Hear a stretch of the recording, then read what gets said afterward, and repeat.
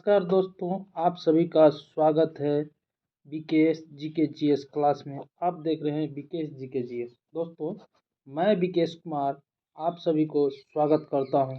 दोस्तों, जहां तक बात है कि हमने अभी तक 8 वीडियो बना चुके हैं जो कि लूसेंट ऑब्जेक्टिव जीके है, जो कि हर एक एग्ज़ाम में ये आते हैं, हर एक एग्ज़ाम के लिए इम्पोर्टेंट है। दोस्तों, जो एसएससी रेलवे जो अदर एग्जाम कोई भी एग्ज़ाम देता हो उसके लिए इम्पोर्टेंट है। ये लूसेंट ऑब्जेक्टिव जीके है दोस्तों। और अभी तक हमने वैदिक सभ्यता, गुप्त काल, मौर्य काल, बौद्ध, जैन सारा चीज़ पढ़ा।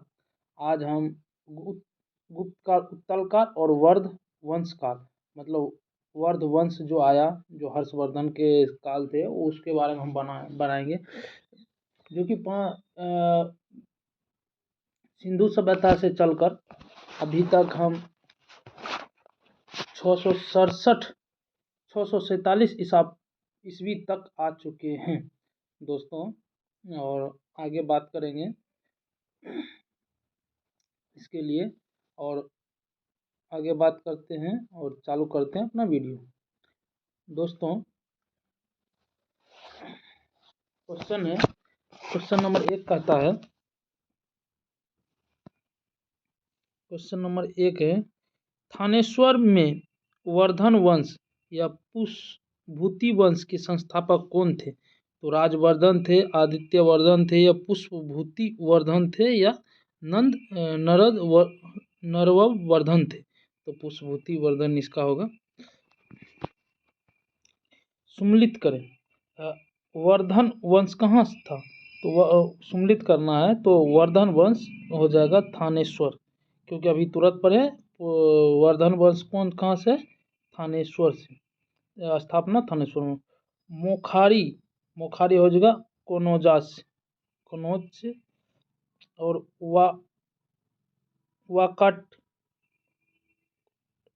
वकटका पूरा विकास हो जाएगा। और मैत्रिक वल्लभी से हो जाएगा, कौन? वल्लभी से।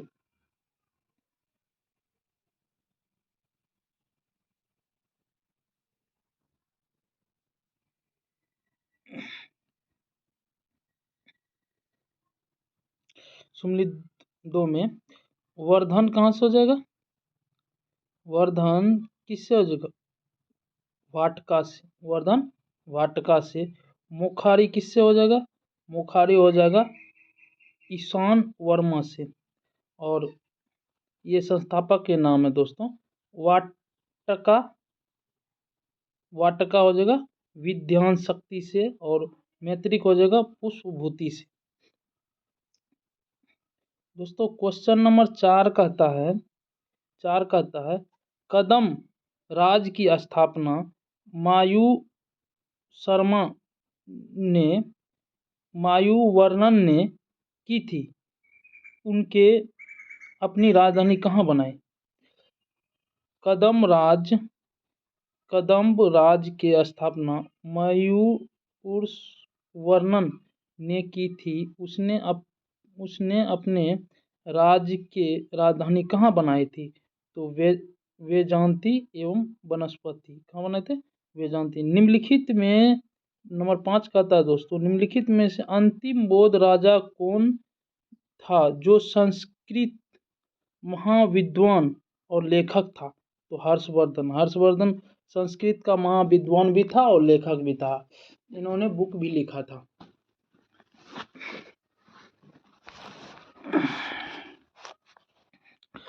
हर्षचरित किसके द्वारा लिखी गई थी? दोस्तों, 6 नंबर क्वेश्चन है, हर्षचरित किसके द्वारा लिखी गई थी? बाणभट्ट के द्वारा। किसके द्वारा? बाणभट्ट के द्वारा। क्वेश्चन है, हर्षवर्धन के समय में 7 नंबर क्वेश्चन, हर्षवर्धन के समय में कौन सा चीनी यात्री भारत आया था? तो दोस्तों, चीनी यात्री हांगसेन भारत आया था। चालुक्य राजा पुलकेशिन द्वितीय को किसने पराजित किया था? किसने पराजित किया? नरसिंह वर्मा प्रथम ने पराजित किया था।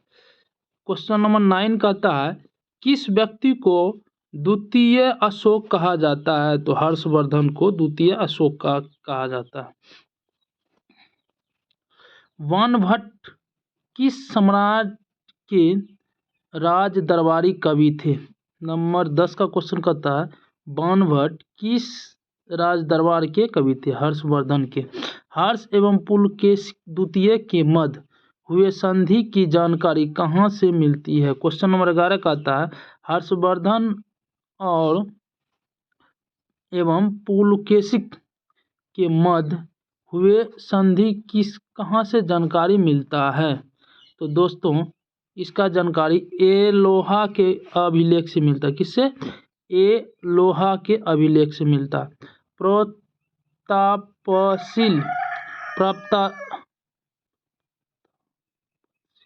प्रतापशील हुनु हिरण केसरी राजधिराज नामक उपाधि किसने धारण की थी? प्रतापवर्धन ने। कौन? प्रतापवर्धन ने। सम्राट हर्ष ने अपनी राजधानी थानेश्वर से कहाँ स्थानांतरित किया था? कनौजा ने। कनौजा।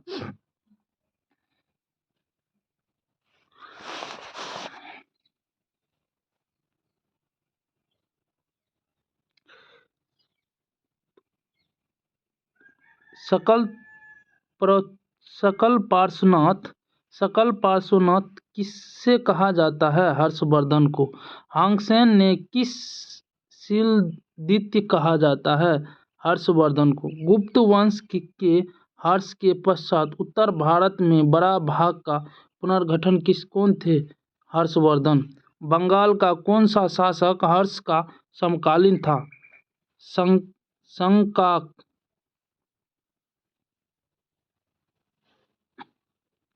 चालुक्य शासक पुलकेशी द्वितीय ने किस नदी के किनारे हर्षवर्धन को परास्त किया था? नर्मदा के। क्वेश्चन है दोस्तों 18 का चालुक्य शासक पुलकेशी द्वितीय ने किस नदी के किनारे हर्षवर्धन को पराजित किया था? तो नर्मदा नदी। वर्ष के शासनकाल 19 नंबर है। वर्ष के शासनकाल में उत्तर भारत का सबसे महत्वपूर्ण शहर कौन सा है? तो कनौजा। वर्ष के जीवनी किसने लिखी थी? तो बाणभट्ट ने लिखी थी। हर्षवर्धन अपनी धार्मिक सभा कहाँ स्थापित किया था? तो प्रयाग में।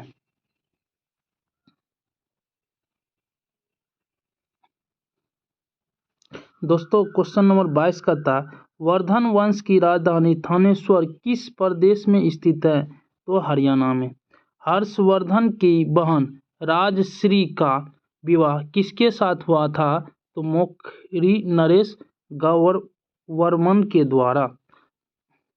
क्वेश्चन नंबर 24 करता हर्षवर्धन अपने अग्रज राजवर्धन द्वितीय की हत्या किसने की थी? तो गोखरे नरेश संकाक ने। हर्षवर्धन ने 606 ईस्वी में हर्षवंश की स्थापना किस उपलक्ष्य में की थी? तो अपने राजरोहण के उपलक्ष्य में। हर्षवर्धन किसके? अपने राज अभिषेक हुआ था उसके उपलक्ष्य में। कौनवंधन वंश की राजधानी थानेश्वर उज्जैन ले आया है? हर्षवर्धन ने। कौन सा थानेश्वर से उज्जैन लाया था? वो हर्षवर्धन ने। कनौजा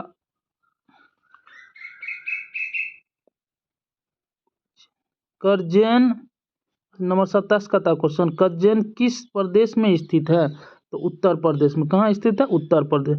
हांगसेन की भारत में यात्रा के समय सूती कपड़े का उत्पादन के लिए सबसे प्रसिद्ध था मथुरा। सबसे प्रसिद्ध कौन था?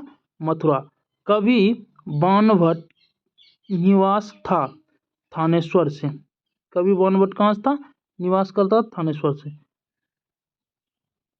नागानंदन का रचना कौन था? नागानंदन रचना कौन किया था? हर्षवर्धन ने। दोस्तों हर्षवर्धन एक कवि भी था। क्वेश्चन नंबर 31 करता है, सम्राट हर्षवर्धन ने महान धार्मिक सम्मेलन का आयोजित किया था कहाँ? उज्जैन के प्रयाग में। उज्जैन के प्रयाग में। नागानंद रत्नवाली एवं प्रियदर्शिका नाटक के नाटककार थे हर्षवर्धन। गुर्जरों को किस शासक ने पराजित किया था? हर्षवर्धन ने। आज भी भारत में हंसेन को याद करने का मुख्य कारण क्या है? सीयू की रचना। एक पुस्तक है सीयू की रचना कौन किया था? हंसेन ने। यहाँ भारत आ गया।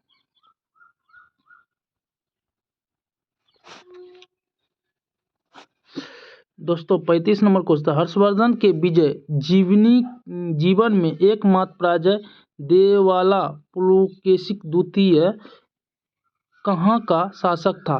वातापी या बादामी का?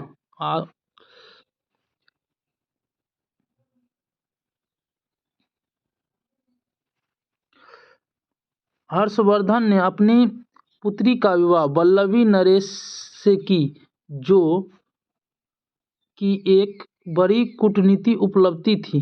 वल्लभी नरेश का नाम क्या था? तो ध्रुवसेन द्वितीय। क्या था? ध्रुवसेन द्वितीय। 661 ईस्वी में किसने चीन के राजा ताई सुंग के पास एक राजदूत भेजा? तो हर्षवर्धन ने। दोस्तों 38 नंबर क्वेश्चन का था, हर्षवर्धन के भारतीय मिशन के जवाब में चीनी सम्राट ताई युंग ने 3 चीन मिशन हर्षवर्धन के दरबार में भेजा, जिसमें एक मिशन हर्षवर्धन के मरणोपरांत पहुंचा। अंतिम मिशन में शामिल चीनी राजदूत का क्या नाम था, जिसने हर्ष की मृत्यु के तुरंत बाद घटनाक्रम घटित हुआ उसका विस्तार से वर्णन किया है? वो था वांग हेंग तिएस। अब दोस्तों बात आता है कि चीन का ही आदमी अक्सर भारत क्यों आया? तो दोस्तों बात क्या था, चीन का आदमी इसलिए आया है क्योंकि चीन में बौद्ध धर्म का ज़्यादा अनुयायी था और वो बौद्ध के बारे में जानने के लिए भारत आया, क्योंकि बौद्ध का जो कि पूरा विस्तार वो बिहार के बोध गया में आया था। इसीलिए जो राजा बौद्ध को मानते थे उसके दरबार में रह के वो अपना जो कि बुक लिखा, उस पे जानकारी प्राप्त किया, इसीलिए सब आया। फाइयान हो गया, ये सारा चीज़ वही है। चीनी यात्री क्वेश्चन नंबर 39 का आता है, किस चीनी यात्री ने वर्तमान शुक्ल मून एवं यात्रियों में राजकुमार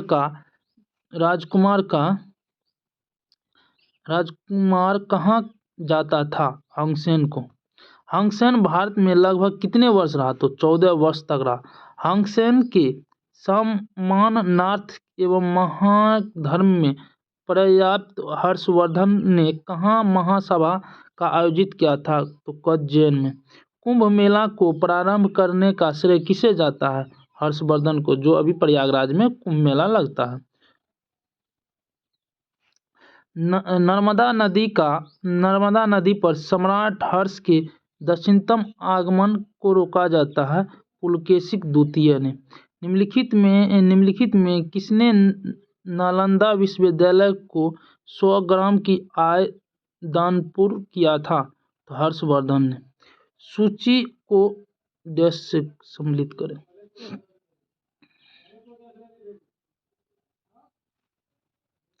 हर्षचरित कादम्बरी बाणभट्ट।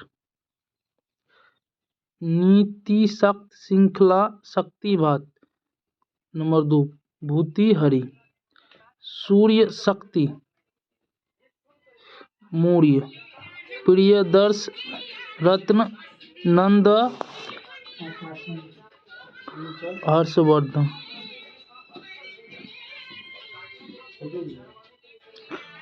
निम्नलिखित में से कौन हर्षवर्धन के दरबार से संबंधित नहीं है? कालिदास। हर्षवर्धन ने किस नवीन शास्त्र प्रणाली के जन्म में नहीं थे? हर्षवर्धन के गुप्त शासक प्रणाली को कुछ संबंध के आरोपण है। ए और आर दोनों सत्य है लेकिन दो नहीं है। कौन सी सम्मिलित है जो उपयुक्त है? अवंती हर्षवर्धन के प्रधानमंत्री हुआ करते थे। सिंहनावाद महासेनापति। कुंती सेनापति हर्षवर्धन।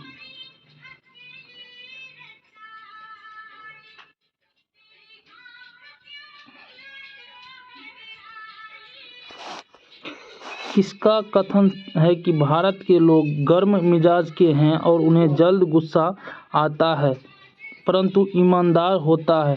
भारतीय स्वास्थ्य प्रेमी है हंगसेन। 50 नंबर क्वेश्चन का था दोस्तों। ब्राह्मण को दिए अग्रहार का अर्थ है ब्राह्मण को दिए जाने वाले कर मुक्त ब्राह्मणों को दिए जाने वाला कर मुक्त भूमि अनुदान।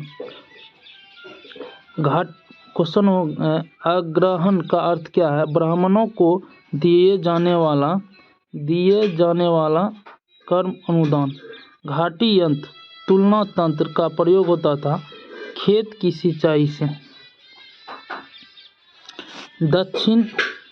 दक्षिण भारत के संदर्भ में एरिपथ का अर्थ होता है जलाशय भूमि।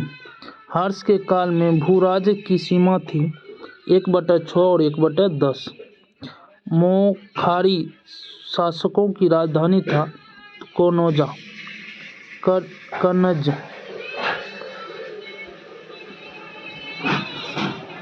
सियुकी नामक यात्रा विवरण निम्नलिखित में से किससे जुड़ा है? वैंगसेन से। किससे जुड़ा है? वैंगसेन से। दोस्तों आज के लिए बस इतना ही। नमस्कार दोस्तों।